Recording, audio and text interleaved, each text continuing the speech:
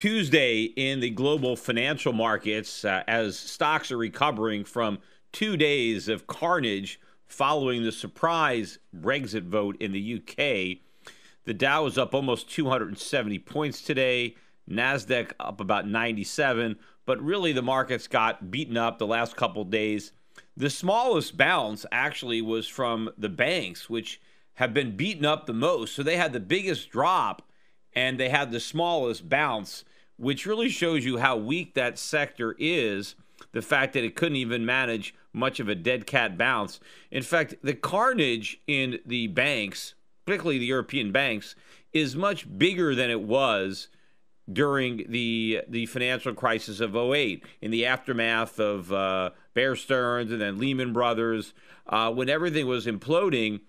This is even worse than it was back then, which really shows you how much more levered up the banking system must be, thanks to all these years of QE and negative interest rates. And, of course, how much farther behind could the American banks be from their European cousins? I mean, they're all so interconnected and interdependent. And U.S. bank stocks, too, were hitting, 52-week lows yesterday. And, again, the bounce was quite muted on this side of the pond as well. So I still think that there's a lot of carnage coming. In fact, some of these banks may be in a position where they have to raise equity, which means they have to sell stock. And clearly the market is not going to like that.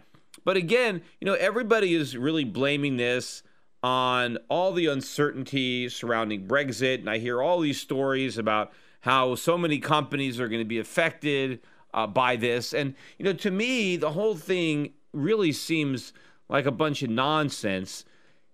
If we had a healthy financial system, if the markets were sound and prices were based on fundamentals, would it really make that much of a difference if the UK were in the EU or not? I mean, what do they got, 28 members of the EU? I mean, so if it's got 27 members, is that really a big deal? I mean, how many countries are not part of the EU? I mean, so if Britain decides to join the countries that are not in the EU as opposed to one of the 28 that's there, I mean, yes, it is one of the biggest countries. I think it might be about 10% of the population, which is significant, but, that means 90% of the population is still going to be there. Does anybody really believe that Europe is going to isolate itself from the UK or vice versa? I don't think that's in anybody's interest.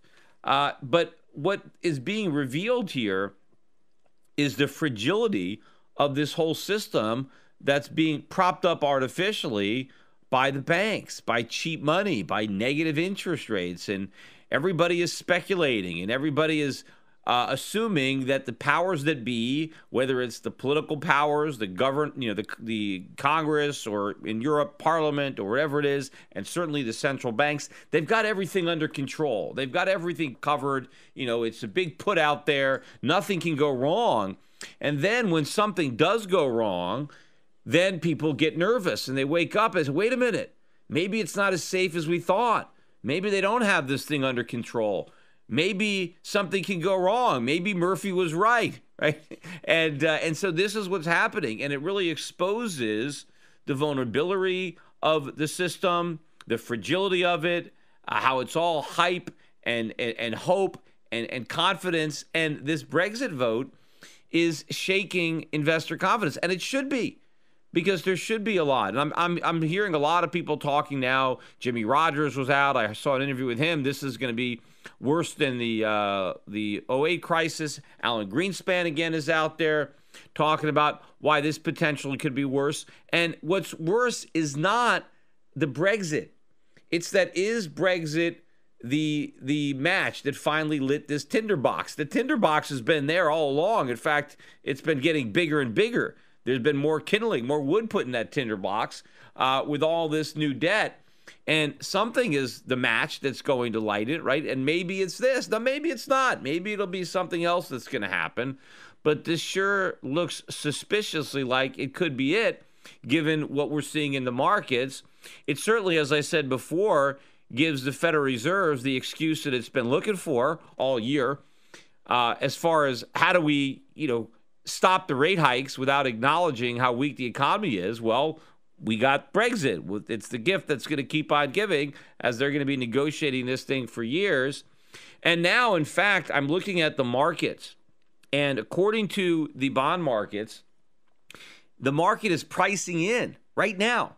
They're pricing in a greater likelihood of a rate cut than a rate hike. This is the first time that's been the case in several years. And, I've been saying that all along. If you go back to the hike in December of last year, what did I say immediately after that rate hike? I said at the time that I thought the next move by the Fed was more likely to be a cut back to zero than another hike. And of course, back then, nobody but me was saying that. And people are like, oh, Peter Schiff, you're crazy. Well, now here we are, 6 months later. And now the odds are greater that the Fed's next move is a cut. So I wasn't so crazy after all. But my thinking is, it was always the case. The odds were greater in December of a cut than a hike. It's just that nobody knew it. Nobody was talking about it. But I think the Fed all along knew that they weren't going to hike. I mean, that's why they waited until December to hike last time. And when they saw the January carnage, they got the message loud and clear. Again, if that was a trial balloon, it was the Hindenburg. And so they've been looking for a face-saving excuse. And see, the difference is the markets didn't realize this. The markets still believed all the hype. They still thought the Fed was going to raise rates. They still believed in this phony recovery. But now that you've got what's going on in the financial markets, now people are starting to think, okay, the Fed's not going to hike. And again, I pointed out, based on Janet Yellen's Humphrey Hawkins testimony, when she said, oh, the Fed's not concerned about the markets. Well, if you didn't believe they were concerned about the markets, why would you assume that they're going to take the hikes off the table? Because it's market noise. I mean, there's no noticeable effect yet on the U.S. economy. Now, the U.S. economy is weak anyway, and everybody's been ignoring it. So maybe what the Fed is going to do is scapegoat the problems in Europe and say, oh, the U.S. economy is weak now. Oh, because of Europe, because of Brexit. I mean, what's the big deal? What would be a big deal, I guess, if a state left the United States? Because maybe, California is a little over 10% of the population. So maybe California is, like the UK is to EU. What would happen if California left the United States? First of all, I think that'd be great if California left because, they take all their Democratic voters along with them. But what would happen in the event of a U.S. state seceding? That would be a major, major blow to the global financial markets because people would start to worry about U.S. treasuries. Now, they should be worrying about them anyway. But what would happen if a state left? Because the EU doesn't have all this debt that the member nation states are responsible for. But if a big chunk of the U.S. population left the United States, and I'm assuming if a state could secede, then all the people in that state would no longer be U.S. citizens, although maybe they would be. Maybe the U.S. government would still claim that they're citizens, because after all, if you're born in America, you're a citizen unless you renounce your citizenship, and the U.S. government would probably make it very expensive for any citizens of a seceding state to renounce that citizenship because they want to tax them. Because, if a state were to leave the United States, what would happen to its obligations to repay the national debt? They were talking about that when Scotland was talking about leaving the UK because the UK has a national debt. And they were like, well, Scotland, if you're going to go, you're going to have to take your share of the national debt. But the point is, even if Scotland had agreed to accept its share of the British debt, it could just default once it agrees. I mean, because you can't do anything. I mean, if you're a sovereign nation, you default on your debt, there's really nothing your creditors could do. I mean, they could refuse to loan you money in the future, but they can't sue you. They can't do anything. So even if a state left the United States and agreed, okay, yeah, we'll take our share of the national debt, they just default. So look, we're not going to pay these obligations. We didn't run them up. This was from a prior regime. It's a different country. But that's what would really be a big thing because everybody around the world, of course, is holding U.S. paper. And so they would be worried about it. But Britain leaving the UK, I mean, people don't own EU debt. I mean, and Britain isn't even in the euro currency. I mean, they still have their own currency, the pound, which, as I said, has been getting pounded pretty brutally the last few days. It was up slightly today, but nothing compared to how much it was down the previous 2 days. But as I said from the beginning, if we had a healthy economy, all right, so Britain's going to leave the EU. It really wouldn't be that big a deal. If we had a healthy banking sector, the banks would have no problem. The fact is that it's all propped up with central bank cheap money. The banking system is completely insolvent. It is just a tinderbox in search of a match, and here comes one, and it's all going up. But instead of actually talking about what Brexit is exposing, most of the mainstream financial papers or the television networks, I mean, they're just acting as if this is really what the problem is, as if there isn't a bigger underlying issue that is being laid bare by the market reaction to what would normally not be that big a deal in the normal scheme of things. And of course, we don't even know for sure if Britain is actually going to follow through, because it's like a 2-year process or something for them to leave, and a lot can happen in 2 years. I mean, I read this article in the Financial Times. A guy made a lot of good points that, maybe the EU is going to make some concessions to Britain and say, okay, well, maybe we'll let you fish a little bit more in some of your waters, and maybe we'll, give you a little bit more control of your border. And I don't know what, they might make a few concessions, and then, hey, let's have another vote. Right? Because, 52 to 48 doesn't take that much to push the vote in the other direction. So who knows if they're even leaving. But, I tell you, it'd be hard pressed for them to sign up any new members. I mean, think about this, right? I mean, why would you join the EU? I mean, if you weren't in the EU now, why the hell would you join? Because look at how difficult it is theoretically to leave, right? I mean, it's all this chaos. So if it's so hard to leave, why would you join? I mean, you see that all over Europe anyway when it comes to labor laws, right? They make it very difficult to fire anybody in Europe. And so the harder it is to fire somebody, the less likely you are to take a chance on hiring them in the first place. So that's the same thing in the EU. I mean, if it's really this hard to leave, why even join? And of course, a long time ago, you could make a viable case why joining was a good thing. Right now, given how badly the British want out, talk about a PR problem. If they really want new members, how are they going to get new members? If Britain is going to leave, obviously it's not going to be the first one. There's going to be more countries that are going to leave, which is probably another reason why the EU may try to do something to keep Britain in, or maybe give them like a junior membership or some other kind of keep them in the club, but let them off the hook on a few things, or I don't know what. But there's certainly a lot at stake for the bureaucrats. Because, again, this is an experiment in big government, and we don't even need to experiment in big government because we already know that it's going to fail. See, that's the problem, right? The definition of insanity. Politicians want to experiment over and over again, right? They keep thinking that they can make big government work. If we just have different people running it, smarter people than all the people who have tried in the past, that somehow they're gonna make it work. But this is an experiment that doesn't need to be repeated because it's already been repeated over and over again all throughout history. It's one of the things I think I've talked about it before. Collectively, normally over time, society builds upon what it's learned. I mean, technology continues to grow, right? We don't forget all the technology that was invented 50 years ago, 100 years ago, 200 years ago, right? We retain that knowledge and we build on it. The same thing with medicine or all sorts of human endeavors, architecture. We don't forget what our grandparents learned. We just take what they learned and we build on it. So we don't have to start from scratch all over again. The one exception is economics or politics. We never learn from the mistakes of our ancestors. It's as if we're starting all over again and there's no history book.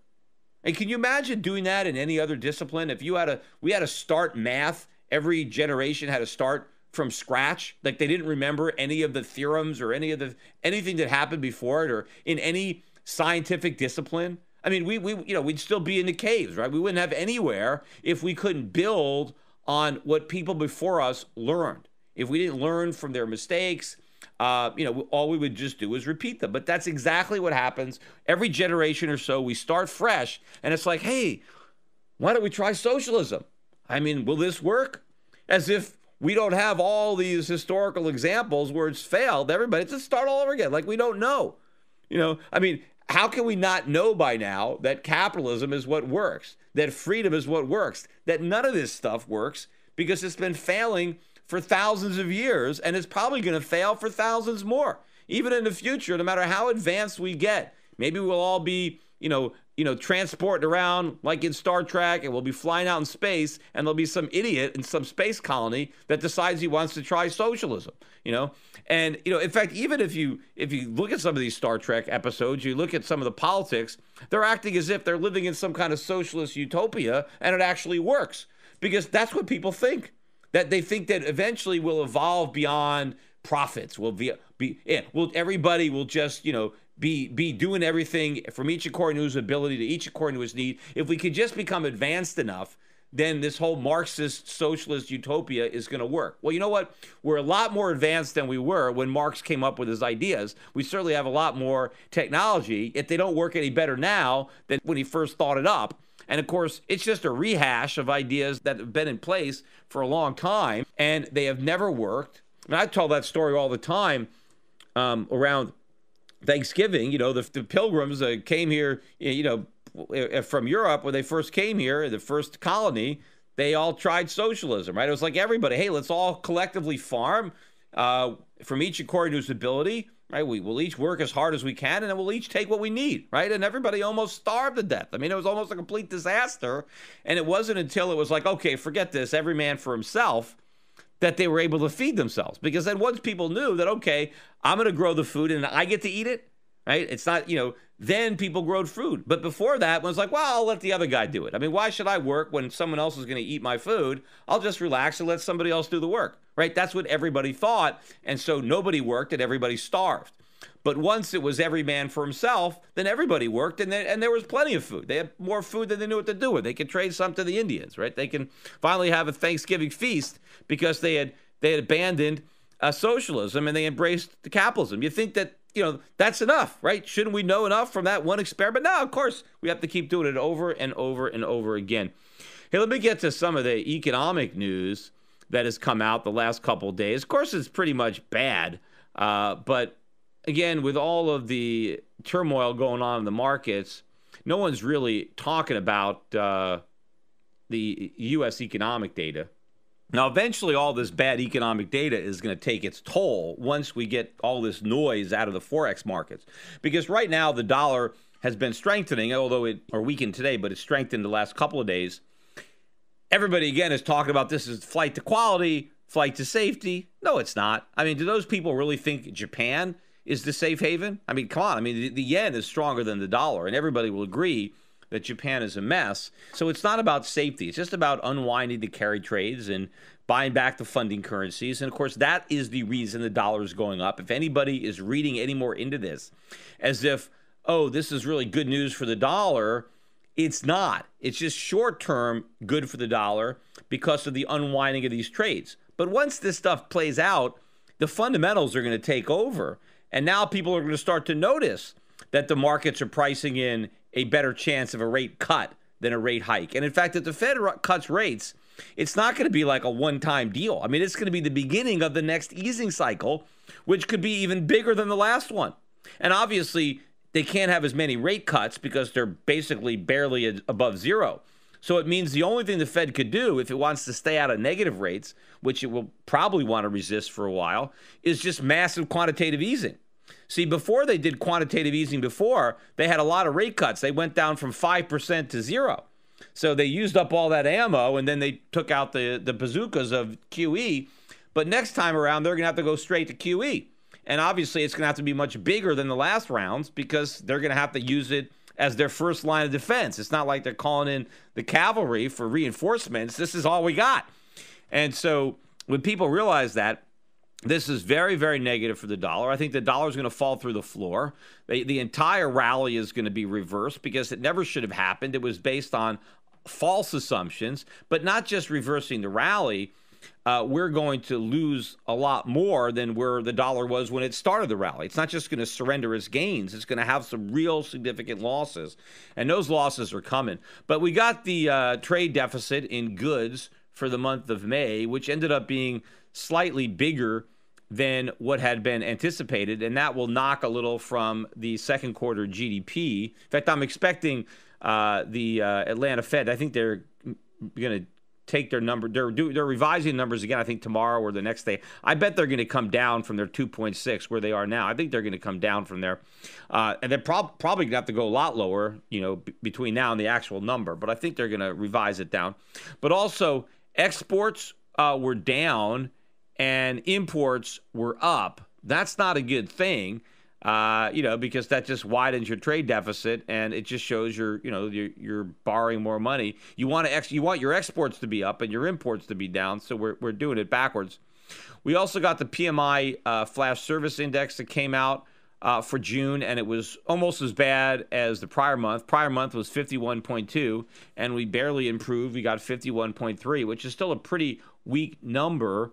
Dallas Fed manufacturing also continues to be in the negative. I mean, this month, or the June rather, was not as bad as May, but we're still -7 on the production index and -18.3 on the general activities. That's not much better than the -20.8 from the prior month. So these are some bad numbers. We got the Richmond Fed manufacturing number was -7. This is the lowest it's been in, 2 or 3 years. Well off the level from the prior month. And we did get a GDP number. We got the final revision to the fourth quarter GDP. And so the initial estimate, remember, we got 0.5. And then they ratcheted that up to 0.8. And the consensus was it would go up to 1. And we got 1.1. So we actually got a higher number than the consensus. But the main reason that happened was because of the reduction in the deflator. See, they're trying to report real GDP, not nominal, just the real number, which is supposed to adjust it for inflation. And so last time we got the numbers, the government said the inflation rate was 0.6% on an annualized basis, not for the quarter, for the whole year, which I didn't believe that number when I saw it. But now they went down to 0.4 for the year. That means 0.1 for the quarter. So the government wants us to believe that inflation in the first quarter of this year, and you saw how much prices were going up. Prices were really moving up in the first quarter. Rents, medical bills, gas prices went way up in the first quarter. But according to the government, the annualized rate of inflation for the first quarter is 0.4. 0.4. That's why they can get 1.1. And of course, they round all this up because actually I looked at the nominal GDP number and it's 1.4. That's the nominal growth of the U.S. economy, 1.4. Now, according to the government, inflation was so low that, the real growth is still 1.1. But what if inflation is not 0.4%? What if it's 1.5% on an annualized basis, which would still be really low? I mean, it's still lower than the 2%, right, that the Fed claims is its goal. But what if inflation is 1.5%? Well, then the economy contracted. What if it's 2%? Well, then it contracted even more. Now, 2% to me seems more believable than 0.4. But somehow the government comes up with 0.4 and it manufactures growth out of thin air. Now, again, I still think that we're probably in recession this quarter. I mean, again, if we had a real inflation number, then, it would be obvious. But we'll see, because I've said this before, when the government goes back and calls a recession, they don't do it in real time, right? They are the Monday morning quarterbacks when it comes to recession. They're not doing anything on game day.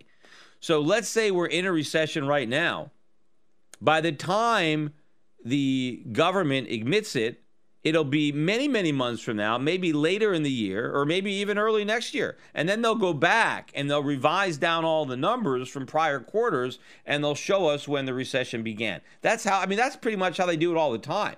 So you never actually know officially that you're in the recession until you're deep in it. In fact, in many cases, it's almost over by the time you know.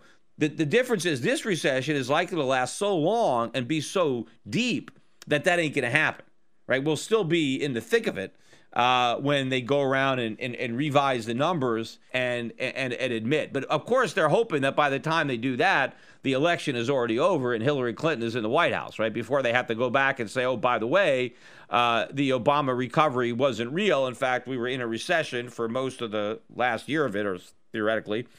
And people won't have a chance to take their votes back. So this is the name of the game right now, is try to extend and pretend this thing through the elections, because that is the other potential fear factor coming in with the Brexit vote. Is everybody was surprised at how the British voted. And I wasn't surprised. I mean, obviously, going into it, the polls seemed to indicate and the betting seemed to indicate that they were going to lose. But the fact that they won didn't surprise me. I mean, given how bad things are, I mean, you see how the European Union is screwing things up and what's going on over there, especially with the ECB and these crazy negative rates and the things that they're doing. You would think there'd be a lot of reasons that people would want out. And so they surprised the pollsters. Well, people are going to start to worry about a similar surprise over here. And again, what would be the big surprise that would shock everybody? And that would be Trump becoming president. Nobody wants that in the political establishment. I mean, see, that's why a lot of the Republicans would rather see Hillary Clinton be president, because at least she's on the team, right? Because all Republicans, they're all in this together, and it's just a big game, and they want to keep everybody in this club. Right? Just like they don't want the third parties. They don't want, the libertarians getting in there. I mean, think about this. I mean, why isn't the media? I mean, you got so many people that say they don't like either candidate. This is probably the most that people have said that. I mean, it's normally true, right? Normally people don't like either candidate and you hold your nose and you vote for the lesser of the two evils. But this time, right, it's even bigger than normal. Where I mentioned before, you got almost half of the Bernie Sanders supporters don't want to vote for Hillary Clinton, and so they want a choice, and a good chunk of them are saying, look, I'll vote for Trump over. I mean, they're going to go from Sanders to Trump rather than Sanders to Hillary. Now there are a number that are going to Gary Johnson, who of course ideologically is the best candidate in the race. Certainly the closest to my perspective. But, I don't know if Sanders voters are saying they'd vote for Johnson because they actually know anything about him, or just because he's not Trump. And a pollster asked them, well, would you vote for, Trump, Gary Johnson, or Hillary Clinton? They said, oh, just Gary Johnson, because he's not Clinton and he's not Trump, right? They don't even care who he is. He's almost like the none of the above candidate. But none of the above, I mean, that'd be a great name to have. I mean, if you can get on the ballot as none of the above in this presidential election, you're going to win, right? I mean, if somebody could change their name to that. But this would be a time where you would think that the media would be all over Gary Johnson, especially for the Republicans, because Gary Johnson is a two-term ex-Republican governor, and the VP on the Libertarian ticket is also a former Republican governor from Massachusetts. So you got two Republicans, ex-governors, running on the ballot in all 50 states. And you've got all these Republicans saying, hey, we need an alternative, we need a third party. No, you don't. You got one. Libertarians. Where is the discussion here? Because again, as much as they don't like Trump, they don't want to break up that duopoly. They want to keep this thing as either Democrat or Republican, and you don't have a third choice, right? Because the presidential debates, as much as Gary Johnson says he wants to be in those debates, he can't be in the debates, because according to the debates, you got to have 15% of the polls. Okay, great. Well, how do you get 50% of the polls if you're not even in the polls? I mean, they're in the polls in a roundabout way, but they're not really in the polls. And believe me, the last thing they want is Gary Johnson in the presidential debates. Now, of course, well, if you let Gary Johnson, what about Jill Stein? I mean, Jill Stein she's always a candidate for the Green Party, although I guess Gary Johnson was a Libertarian candidate last year as well. But if you let Gary in, well, do you have to let the Greens in? I mean, the Greens will not be on the ballot in all 50 states. They usually aren't. They'll be on, she'll probably be on in enough to theoretically win if she won every state where she was on the ballot. But hell yeah, put her in there. Why not put the Green Party? Have all four of them up there. But they won't do that. it'll boil down to Trump and Hillary. But the establishment, the powers that be, are very afraid of Trump because he's a loose cannon. He's an unknown quantity. You don't know. I mean, I've said this many times. I mean, and that's why, if I had my choice between Trump and Clinton, and that was my only choice, I would pick Trump. And people say, well, why? Why do you support Trump? Well, with Hillary, I know exactly what I'm going to get. A disaster. I know she's going to be an awful president. So, she's the devil I know. Now, the devil I don't know may not be a devil at all. I don't know. I don't know about Trump. As I said, a lot of things that he says I disagree with, but I don't know if he agrees with the things himself that he's saying. He could just be saying what he needs to say to become a politician. Now the question is, okay, well, then he's a liar. Well, maybe these are white lies that he's telling for a reason because he has a bigger purpose. He knows that if he tells the truth, he won't be able to be president, so he says what all politicians do, and then once he gets into office, he can do something different. And so maybe he's doing that, or maybe he actually believes what he's saying. I don't know. Now, there are a number of things that Trump says that I do agree with. So my point is, Trump's an unknown quantity. He could be an awful president, or he could be a great president. With Hillary Clinton, we know she's going to be an awful president. So at least, roll the dice, take a chance. But, that upsets the apple cart. Just like Britain deciding they want to leave the EU upsets that apple cart. So I think more and more people are going to start to think about that. And there's a lot of other problems that are going to start to, rise here that are going to start to overshadow what's going on in the UK or in Europe. And I think the second half of this year could end up being a much more interesting year and a much weaker year for the U.S. dollar, which started to go down, got a bit of a reprieve over the last couple of days on the unwinding of these carry trades. But again, the economic news keeps coming out bad. The rate hike scenario is gone. That whole story, it's turned around completely, as if it was ever going to happen. Well, now people realize that it's not. So this is really a game changer. And the fact that gold is strengthened and the fact that it's broken out is a very telling thing. The fact that so few people have bothered to notice it, or so few of the professional investors are participating in the trade, to me, this is going to be a big move. It's still coming. What happened that one day, we got that 100-point day, right? Gold's up $100 intraday on the Brexit vote day. Look, that's the first time I've seen that happen, but it ain't going to be the last. And I think we're going to see one day gold will be up over $100 and it'll close over $100. And it's going to be with the dollar going down. I mean, gold went up a lot in an environment where the dollar was strong. But that's not where gold really shines. It shines brightest with a weak dollar. And the weak dollar environment, that is exactly where we're headed.